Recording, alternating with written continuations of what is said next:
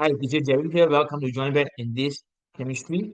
Uh, Today, this topic we're talking about is acid base, right? Which is a very common topic which students have difficulty in. So before we begin, maybe you just want to relax yourself, take a few deep breaths and ask yourself, right, the big picture.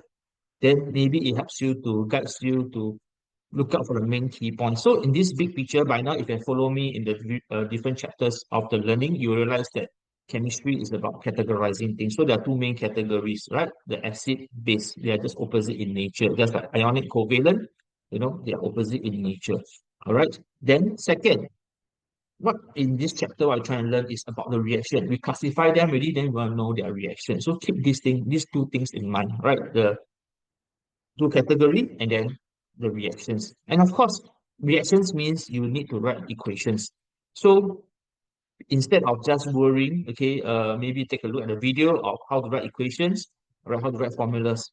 Then you try out this because writing equation is a skill. You need to practice, right? And most importantly, a lot of students that I have know that have difficulty because they don't memorize the nitrate, sulfate, hydroxide, um, carbonate, ammonia. That's why they have difficulty writing formulas.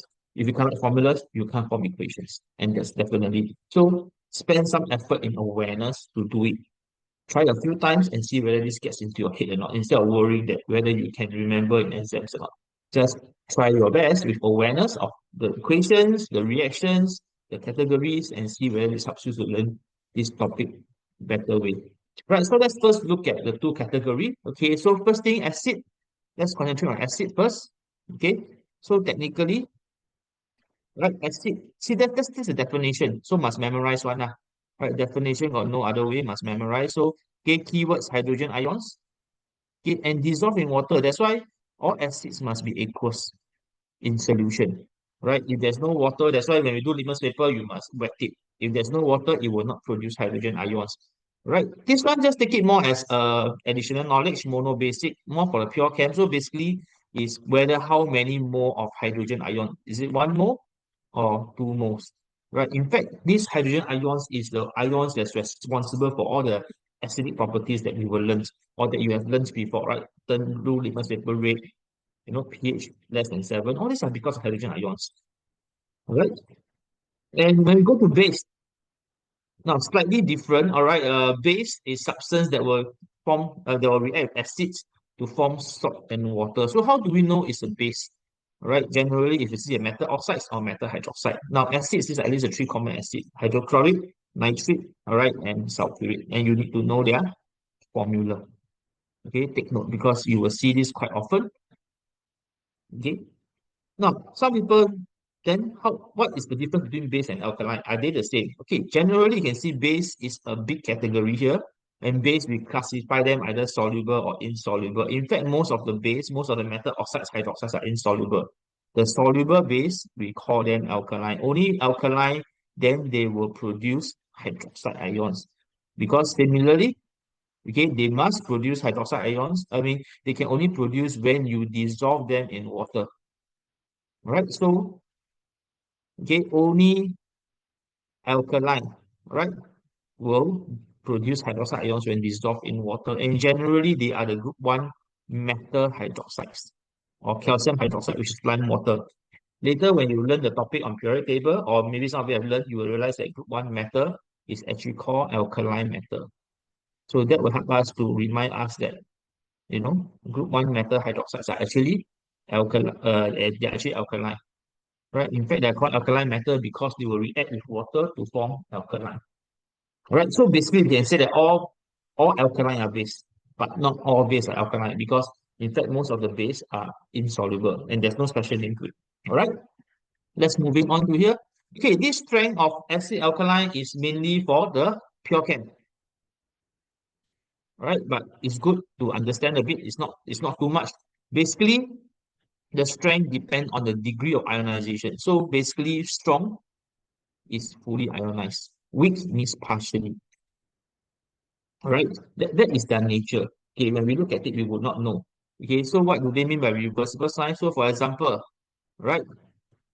Let me give you an example of strong and weak. So for example, strong, right? You have HX. Then if you have one more, it will fully dissolve to give you one more of HX, and and then one more of X minus. Okay, let's say I got 10, then I will get 10. Then H plus, then X minus. This is strong. But weak means, all right, maybe out of the 10, okay, we will see a reversible sign. So it shows that, only maybe 9 of them will become H. Okay, maybe not 9, like, normally it's very small. One become H plus. That means there's still 9 that is still H1. Right? Maybe let me just rewrite again. Okay. So technically, weak means partially. That means even if I got 10 moles of HY, not all will fully ionized, only partially ionized. Alright. So again, alright, if I got 10 HY, for example, okay, this reversible sign means that some of it will become back. So maybe only one H plus and Y minus. There's still 9 of them that is still not fully ionized. Only when they use up, then they will ionize. That's why the concentration of H plus ions is not always equal to the concentration of the acid, okay, or the alkaline similarly. Alright, so there's partially and fully. Just take it that you are buying something. So you can either pay in full sum or you can pay in installment. So with acid alkaline means they ionize in installment. Okay, when the OH or the H plus reacted finish, then it will come out another H plus. Right, that's why it's lower and has lower pH due to the lower concentration of H plus and OH minus. All right. Okay, then we mentioned reactions, right? So we classify acid base. So this is something that you learn in your lower set, right? Look at, so acid only react with this following. Okay, it must be a metal. Do take note that not all metals react, only reactive metal. The very common metal that don't react is your copper, doesn't react, silver, gold. Okay, later when you learn this topic reactivity series, you will understand that these metals are actually less reactive than hydrogen, so that's why they cannot react with acids. Okay, all the carbonates will react, right? Water, carbon dioxide, at least these are the things that you need to know. Hydrogen gas, right? And then by now, okay, we can recap. Hydrogen gas means you will extinguish with you will extinguish a lighted splint with a pop sound. All right, and then carbon dioxide means it will form white TPT with lime water. Of course, neutralization, acid base, all right, give you salt and water. There's no gas produced. All right, if it's acid alkaline, all right, then it can come back to this ionic equation. That means because only, remember we mentioned only alkaline will produce the hydroxide ions. Because only alkaline, then they are soluble. Other metal hydroxides, they are insoluble. The hydroxide ions actually will not come out. They are not free to move. Okay, so this is the finite ionic equation for any acid alkaline. All right, and for base, generally you have two. Okay, the neutralization and this one base plus ammonium salts. Okay, will give you ammonia gas, right? Do note that, okay, ammonia gas is actually the only alkaline gas in our syllabus. So once the gas turns red litmus paper blue, sorry, should be then red litmus paper blue, it is ammonia gas. Right, and then very common questions is this. They will say that ammonium salt normally acts as fertilizer, right? And calcium hydroxide is used to reduce the acidity of soil. But we don't add these two together because they can react in this reaction, right? And then you produce ammonia gas, your ammonia gas will escape, right? Then you will cause the fertilizer to lose the nitrogen content, which is a very important element for plant growth, right? So just only these four reactions. Look at another video on how you write equations and formulas through these four equations. Okay. Then last but not least, we can look at the pH scale. We measure uh, the strength of the acid, alkaline, or even neutral. So actually, just take note, it's always between H plus, it's always between H plus versus OH minus, right? Because, for example, water. Okay, water actually, if they ionize out, you actually have equal amount of H plus and OH minus. That's why they are neutral.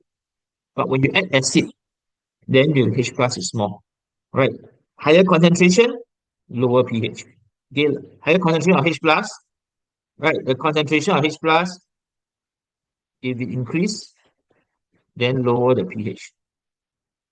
Right? And opposite is true. If the concentration of OH minus increase, right, then the pH will increase. All right, so it's just opposite in nature. So the higher the pH, the uh, stronger the alkaline. All right, okay. And of course, pH only changes when there is a reaction. Right, pH changes only when there is a reaction, okay, or when it dissolves. All right, so when it doesn't, when most of the base that are not soluble, if you add to water, it doesn't dissolve, the pH water will not change, it will still remain 7. And last but not least of this chapter, we classify these oxides into the few, all right, into the four categories. Okay, acidic, basic, neutral, and amphoteric. So you can see that it's see, imagine the periodic table is always from the left to the right. Left is the metal, all right, and then just like I mentioned, the metal oxides are basic. So if you know metal is basic, all right, then opposite of metal is non-metal. Then non-metal is acidic. Or you can look at all the acids, right? HCl, H2SO4, HNO3, all these are non-metal. So they're acidic. So just memorize one of them, knowing that the other one is the opposite. Okay, amphoteric, you will find that aluminium, zinc, lead, they are actually very close to the metal, non-metal boundary, the staircase boundary. So that's why they can behave like acidic and basic. And of course, neutral is your monoxide, okay, non-metal monoxide. For example, your H2O, mono means one, only combine one oxygen, carbon monoxide, nitrogen monoxide. All these only combine one oxygen, they are neutral. And when we classify them, what is important is what are the reactions? And we know that generally opposite then react. That means basic only react with acid, acidic only react with base. Right? Amphoteric means it can have reaction with both. Right? And then neutral means there's no reaction. Right? So it's about their reaction. Okay? Hope this helps you get a clearer picture. And most important thing, things that are difficult, practice. Then notice what are the things that you have been applying, and intentionally this will goes into your memory. All right. Hope you enjoy this topic, and then I will see you in the next topic. Thank you.